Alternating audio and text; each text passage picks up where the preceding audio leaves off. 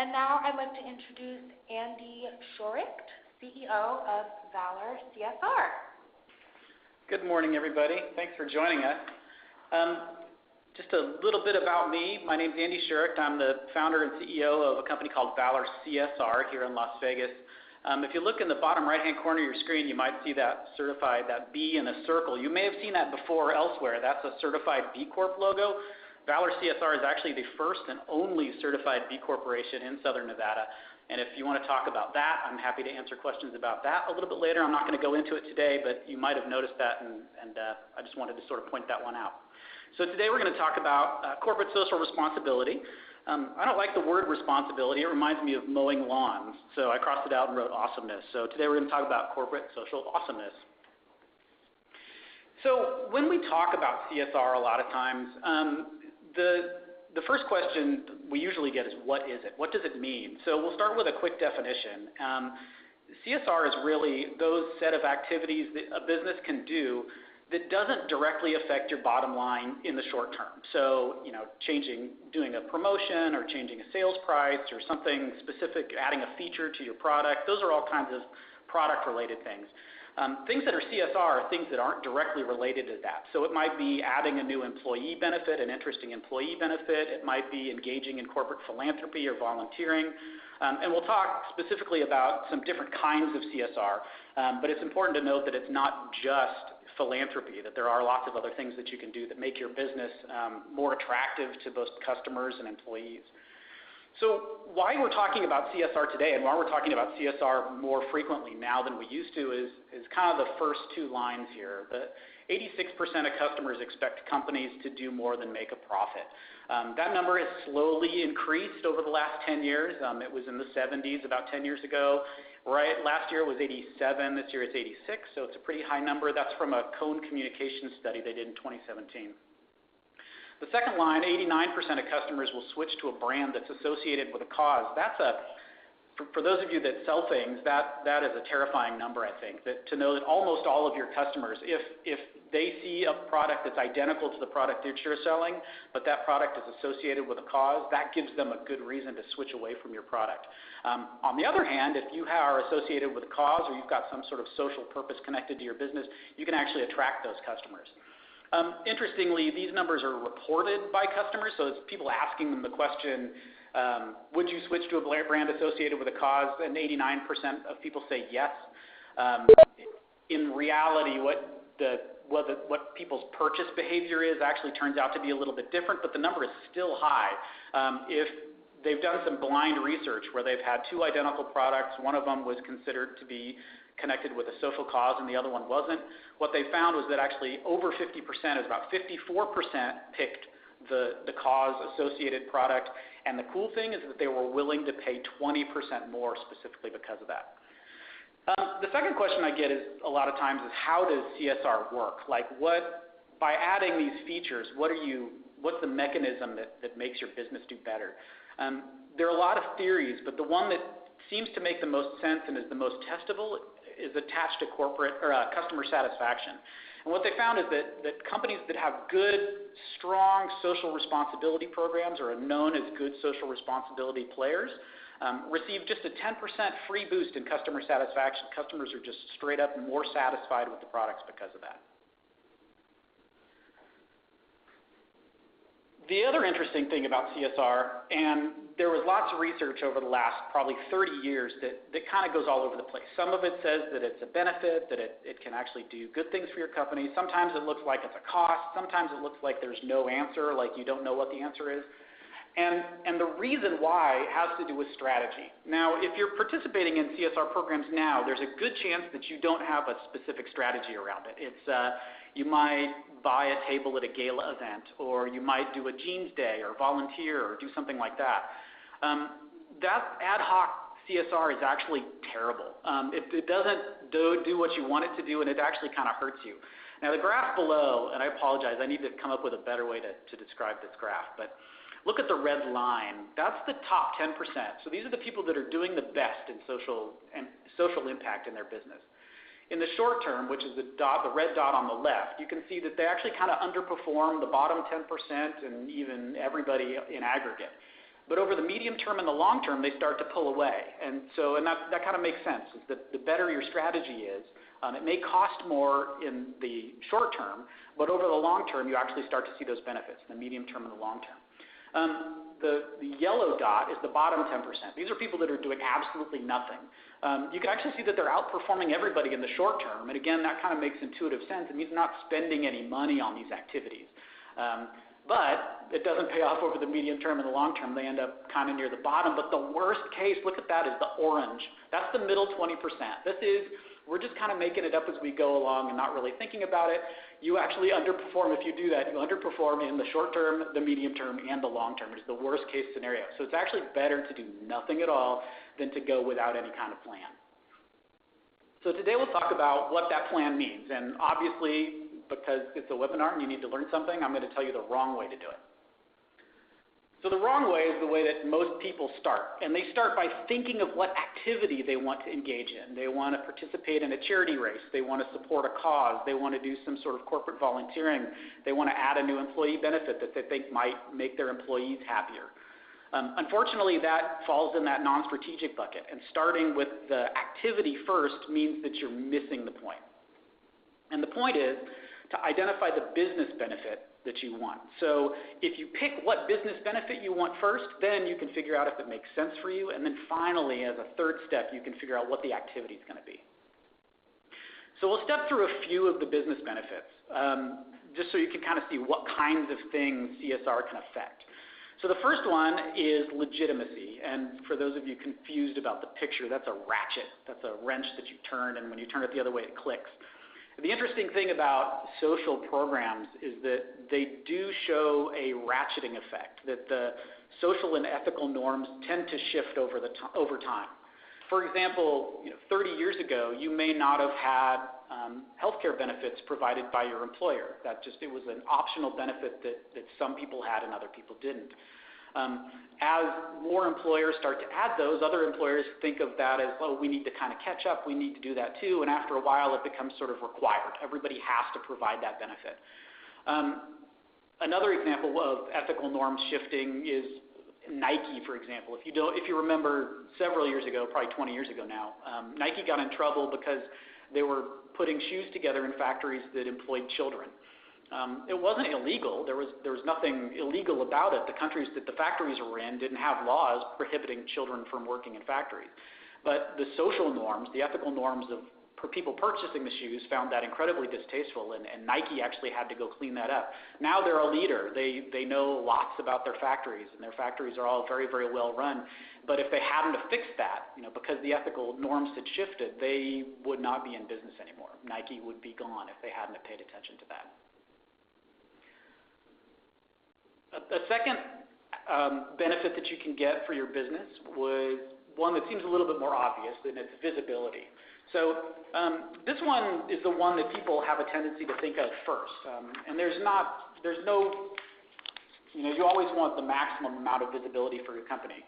So how can CSR practices result in good visibility? Well, there's an interesting study that was put out a little while ago that if you were working with a PR firm and the PR firm is pitching news stories for you, if that news story is about something that the company is doing, like a social activity that the company is doing, they're working with a charity or they're adding a new benefit or their product is fair trade or something like that, that news pitch is actually 5 times more likely to get picked up by a publication than other kinds of business news.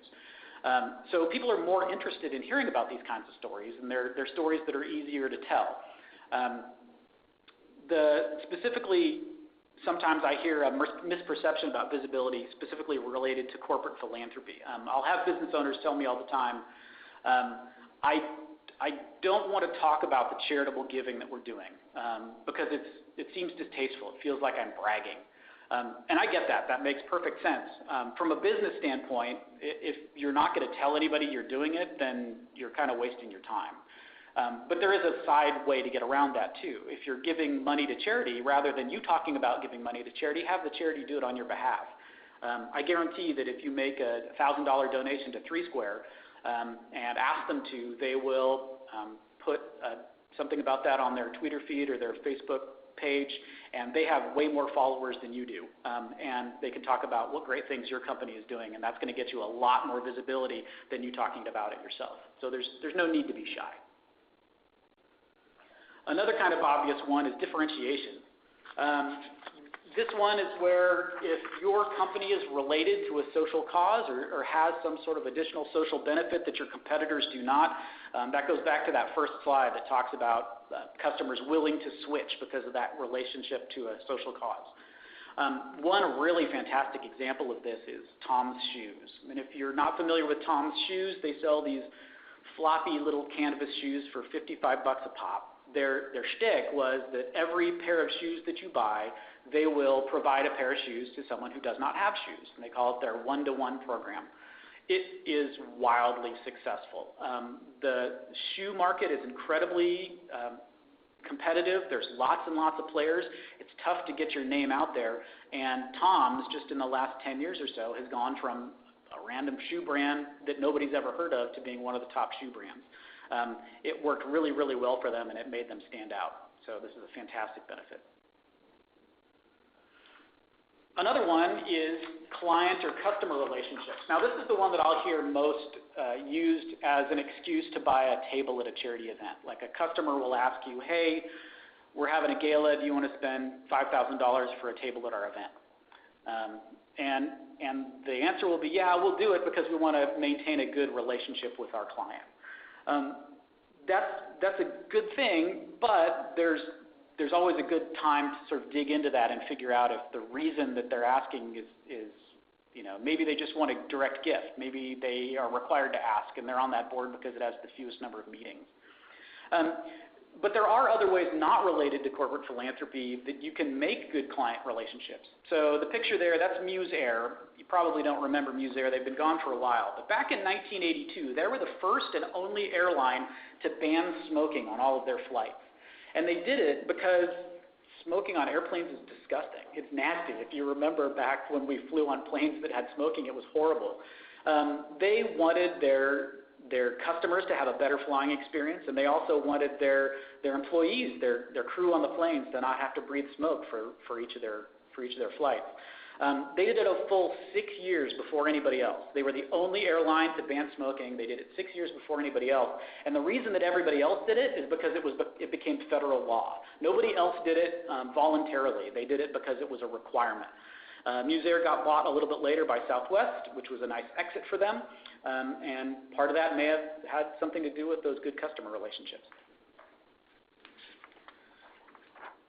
And the benefit with the most options is really employee relationships. Here, this is a picture of Jeans Day, and it looks like maybe Flip-Flops Day for a couple of them too. But it's going to cost you $20 for the flip-flops. You can come up with socially progressive employee benefits. These are all kinds of things that you want to affect your employees. They're great things that you can do to make your employees happier with you that fit into that social responsibility realm. Maybe you want to add paternity leave for parents who have adopted children. That's unusual. Nobody does that. Maybe you can be the first people to do that. But find out things that your employees are interested in. So the trick with all of these is to make sure you've identified specifically what the business benefit you want is, and then you can finally start talking about what activity you want to do next. So if you can make a direct connection between the business benefit and the activity, then the other really cool thing about that is then you can start to measure it. You can determine whether or not you're getting the benefit that you want. One of the biggest challenges with CSR programs is there's no easy way to determine whether or not it was a good idea. We added this benefit. What did it get us? But if you've identified the specific business reason that you wanted to do it, you can measure that reason and see if that's what made that difference for you. Give that one. So the third trick, really, is to make sure that you've invested in CSR that your stakeholders are interested in. And stakeholders is jargon that we like to use, which means anybody that has any kind of connection to your business. If you're publicly traded, you may have shareholders. If you're not, if you're owner-managed or privately held, you've got owners that you need to worry about. Customers, clients, your neighbors next door in your office building. These are all people that are stakeholders in your business and that you can have some sort of impact on. So when you're selecting which activities you want to do, you want to make sure that you've got your stakeholders in mind, and that you've connected it to the business benefit as well. This is really more of an avoiding a risk kind of thing. You don't want to waste your time investing in CSR that your stakeholders don't care about. Like for the paternity leave for adopted parents example, if you don't have any men that work in your office, that's a waste of your time, obviously. So that's why you want to consider it too.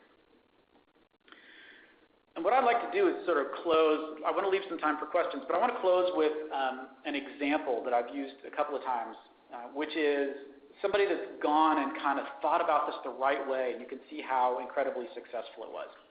So you may or may not be familiar with Patagonia. Most people are. They are an outdoor wear company. They make jackets.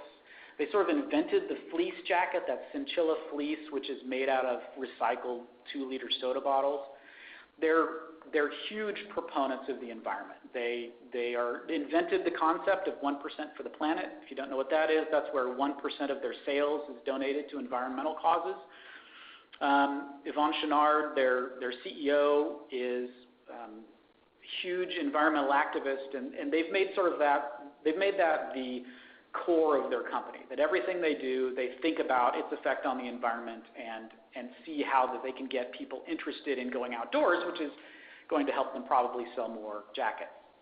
After the election last year, Patagonia felt they needed to make a statement. They thought, they spent an awful lot of time talking about the environment, and they didn't feel like the election went the way they wanted it to go for the environment. So they discussed a few things to do for Black Friday, which was a couple of days after that. And the thing that they hit on eventually, and it was actually recommended by sort of one of their junior marketing people, is say, we participate in 1% for the planet. How about on Black Friday if we do 100% for the planet? So 100% of our sales on that one day will go to our environmental charities. And the higher ups immediately said, that's terrible. That's a lot of money. But then they thought about it a little bit more, and they said, you know what? This is really a good way for us to prove that we're serious about this environmental thing. We're not just saying it to sell more stuff. We're saying it because we truly believe it. And so they decided to go all in, and they were going to do, on Black Friday, they were going to do 100% for the planet. So 100% of sales were going to go to their environmental causes.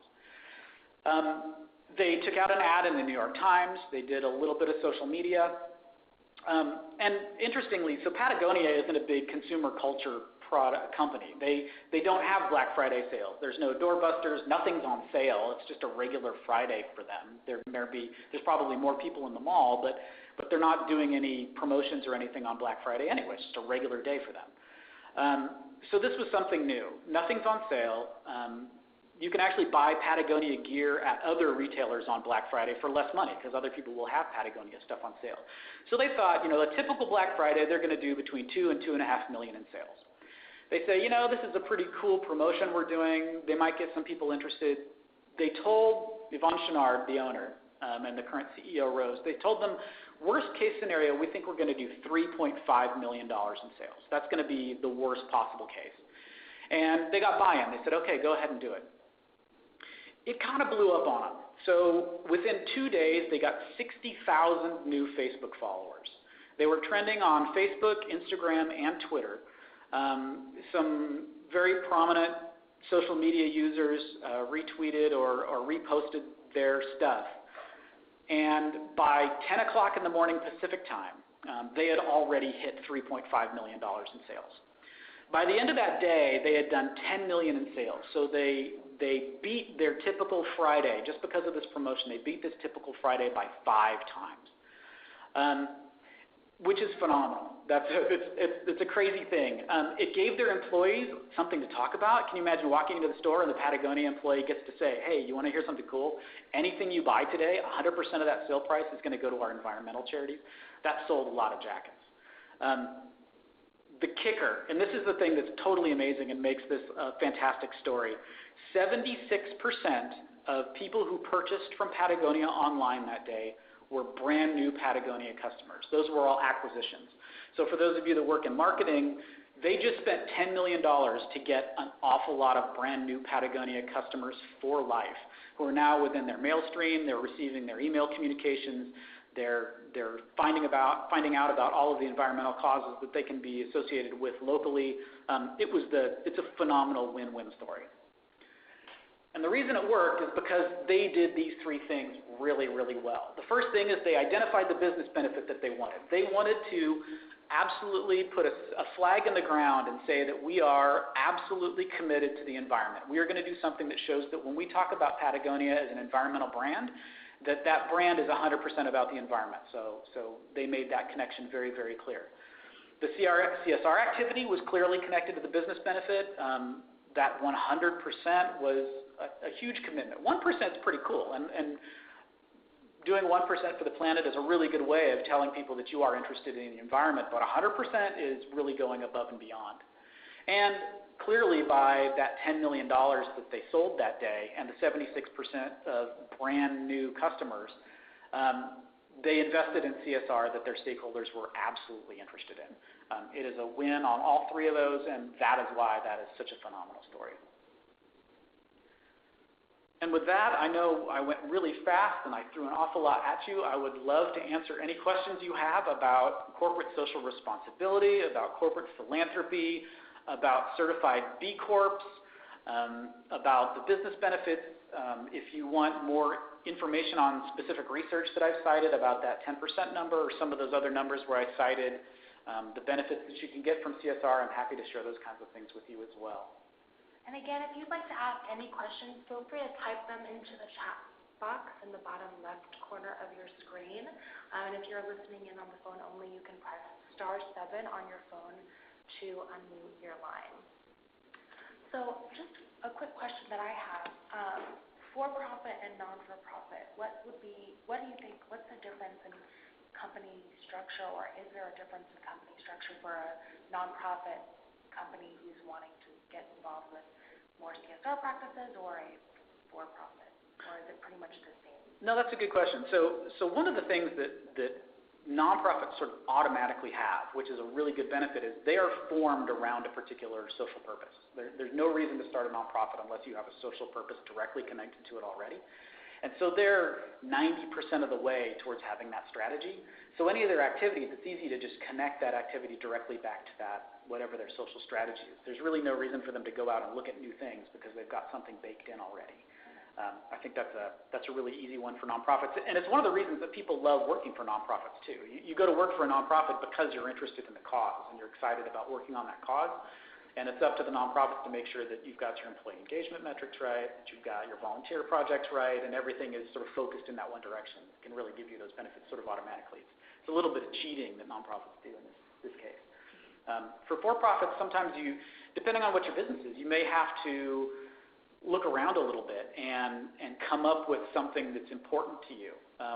Part of what my consulting practice is I work with specifically privately held companies and owner-managers to talk to them about, let's figure out what you're interested in and how it connects to your business so that you feel like you're doing this for a good reason and it makes good business sense, but you're also invested in it as somebody who has, money in the game. Yeah. Well, if there are no questions today, I just want to thank Andy so much for joining us today for the webinar, for hosting today. I feel like it was incredibly informative, and I can't wait to push it out to all of our members as well. So thank you again for being here with us. Sure, thank you. Thanks everybody for showing up. Appreciate it. Just a reminder, there is no Chamber University next week, and we'll see you back here on October 13th. I think we're talking about domains and marketing and all that good stuff with .Vegas. So again, thank you so much to Andy and Valor CSR, and we will see you in 2 weeks.